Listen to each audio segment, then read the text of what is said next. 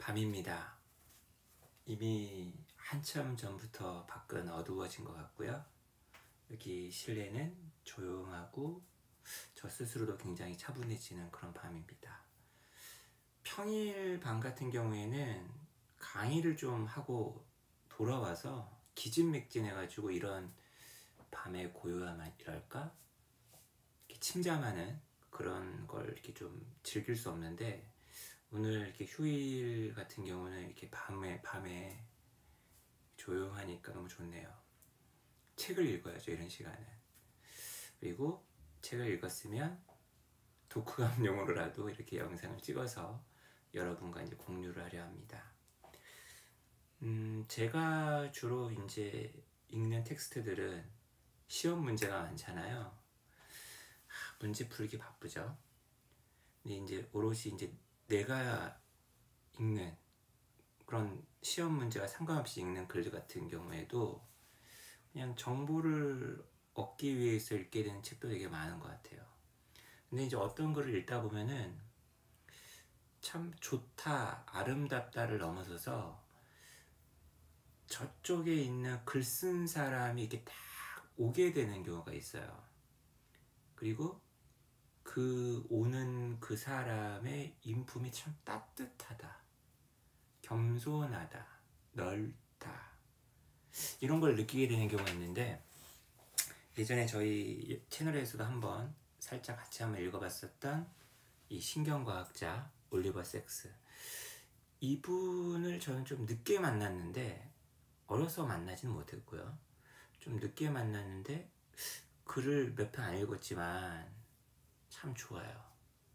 그러니까 이분이 쓰신 책들이 좀 많은데 번역도 많이 됐고, 앞으로 저도 제가 이 생을 다하기 전까지 두고두고 한번 계속 읽어보고 싶은 그런 작가가 아닌가 싶습니다. 사진을 보니까 더 좋네. 제 영상은 작게, 이분을 좀 크게 띄워봐야지. 어우, 할아버지가 참 잘생기셨어. 너무 좋아. 딱 내가 좋아하는 스타일이야. 자, 이분도 다른 어떤 분의 글을 읽으신 거예요. 자, 잠깐 볼게요. 뒤부아 레이몽이라는 프랑스인이 있나봐요. 이 사람이 뭔가 자기를 묘사를 합니다. 편두통. 머리가 지끈지끈 아파. 편두통.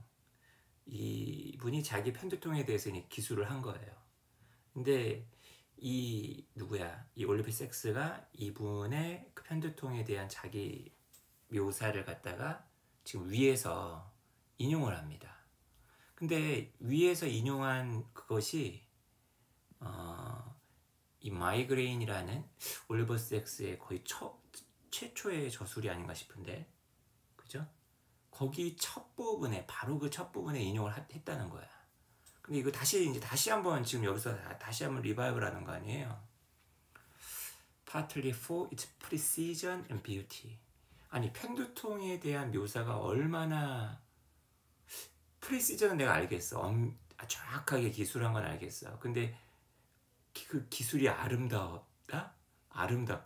어떤 게 아름다운 거길래 자기가 이렇게 두고두고 이렇게 계속 인용을 한다는 거예요.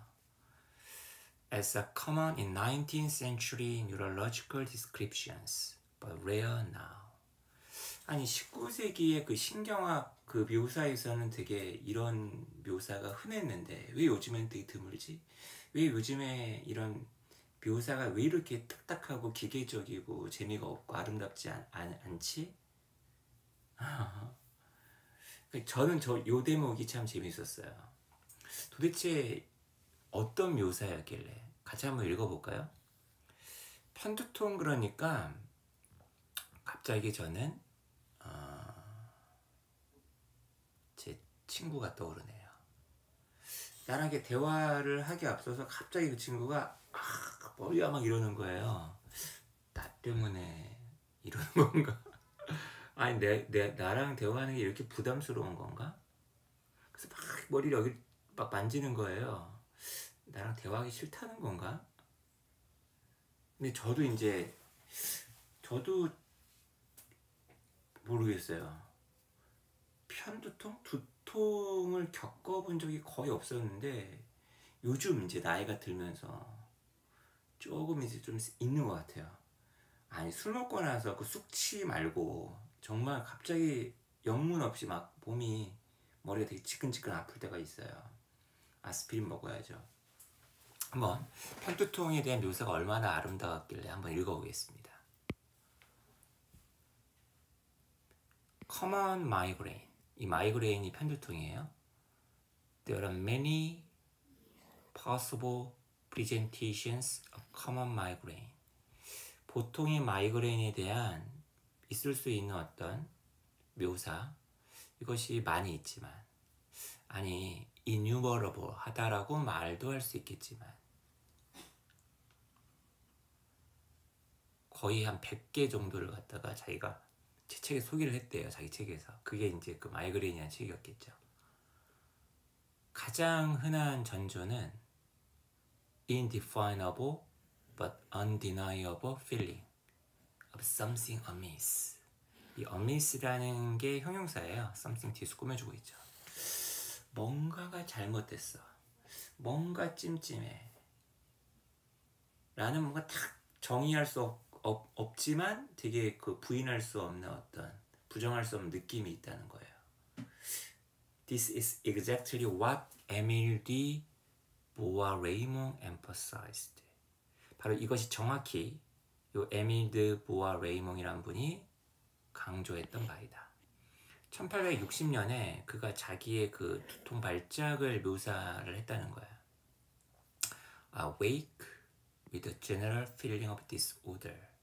내가 잠에서 깨어났는데 좀 전반적으로 조금 뭔가 안 좋다라는 느낌이 있었다는 거죠.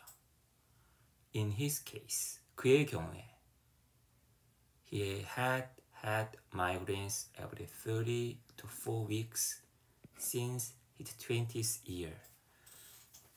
20살 이래로 3, 4주에 한 번꼴로 편두통이 있었던 사람이에요. There would be a slight pain in the region of the right temple. 템플이라는 단어가 사원이란 뜻만 있는 게 아니라 관자놀이 뜻이잖아요. 오른쪽 관자놀이 요쪽 지역에 미세한 통증이 있곤 했다는 거죠. 근데 이것이 가장 세지는 게 at midday, 그죠? 한낮 정도 되면 가장 세지고 저녁쯤 되면은 보통 이제 사라지게 돼요. And rest, 쉬고 있을 땐, 가만히 있을 때는 the pain is bearable.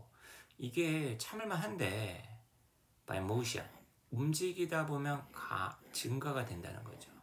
To high degree of violence, 굉장히 폭력적인 아주 센 정도로. In response to each beat of the temporal artery. temporal이라는 단어가 시간에 라는 뜻이 있잖아요. 근데 이게 artery를 꾸며줘야 되니까 시간이라는 뜻은 아닌 것 같고, 아까 있었던 temporal 요거의 형용사구나. 그러니까 관자놀이 동맥, 그러니까 여기 이쪽 동맥을 얘기하는 거겠죠. 측면 동맥. 여기가 이렇게 뛰잖아요. 그죠? 뛸 때마다 반응을 한다는 거죠. 그 다음에 이렇게 두통만 있으면 되냐? 사람 얼굴까지 달라지는 거죠. The countenance is pale and sunken. 이 안색이 창백해지고 퀭해져요. 내려앉는 거죠. 그 다음에 오른쪽 눈, 이쪽이죠. 이쪽 눈이 작고 빨갛게 충혈이 됩니다. 그리고 이렇게 아주 마비가 심할 때, 발작이 심할 때, 구토, 그죠? 그 다음에 gastric disorder, 위장 장애 이런 것도 경험을 하곤 했다는 거죠. 편두통이 여기까지 영향을 미치네요, 그죠? The general feeling of disorder that so often inaugurates migraines. inaugurate가 무엇을 시작하다 이런 뜻이잖아요. 이런 편두통을 그 처음을 이루는 요 일반적인 전체적인 어떤 뭔가 찜찜함, 안 좋은 느낌, 요것은 계속되고 점점 더 심해진다는 거죠. 그 발작 중에. The worst affected patients, 가장 심한 환자의 경우에는 maybe reduced lying in a leaden haze. 헤이즈가 왜 작은 물방울로 이루어지는 않은 게 연무랍도 있고 몽롱한 상태를 가리키잖아요. 그러니까 레든이라는 거는 납으로 됐다는 얘기니까 굉장히 무거움, 그죠? 눌린 그런 어떤 되게 그 뭐랄까 흐리멍텅함, 그죠? 이런 상태 속에 lying, 누워 있는 것으로 이제 귀결이 될지 모른다는 거죠. Feeling half dead or even the death would be preferable. 거의 뭐 반쯤 죽어 있다, 그죠? 아이고 나 죽네, 그죠? 이런 느낌이고 심지어는 차라리 죽었으면 차라리 죽는 게 더 나을 것 같아. death가 더 preferable한 그러한 느낌도 갖게 된다는 거예요. 야, 묘사가 참 멋있네요, 그죠? 그래서 이 올리버 섹스 이 교수님 이 분께서 이런 묘사에 반해서 두고두고 자기 책에서 쓰고 있나 봅니다. 지금 저희가 이렇게 읽은 요 글은요, 그 의식의 강, 어떻게 보면 최근 책 중에서 가장 유명한 책이 아닌가 싶은데, 국내 번역되어 있는 거기서 이제 한 개 그 에세이 중에 한 부분을 따온 거예요. 근데 이제 제가 번역하고 한번 비교를 해보려고 했더니만, 번역본에서는 이 원래 에세이집의 그 소 에세이 하나하나의 제목을 좀 다르게 바꿔놨더라고. 왜 이렇게 좀 알아보기 어렵게 바꿔놨는지 모르겠어요. 어쨌거나 편두통에 관련된 글 하나를 읽어봤습니다. 더불어서 올리버 섹스라는 신경과학자에 대해서 예전에 한번 이분의 글은 굉장히 뭔가 탐험을 하고 있는 그런 게 되게 느껴진다. 탐구를 하는 탐험가. 그러다 보니 굉장히 조심스럽고 겸손하고, 하지만 그 호기심을 갖다가 미지의 영역에 관한 어떤 그 두려워하지 않는 그런 게 되게 느껴지는 글이어서 되게 좋다, 뭐 이런 얘기를 했었는데, 여러분들이 한번 이분의 세계 속에 한번 빠져보는 계기가 되기를 바라봅니다. 오늘 영상은 여기까지. 저희 독후감 여기까지.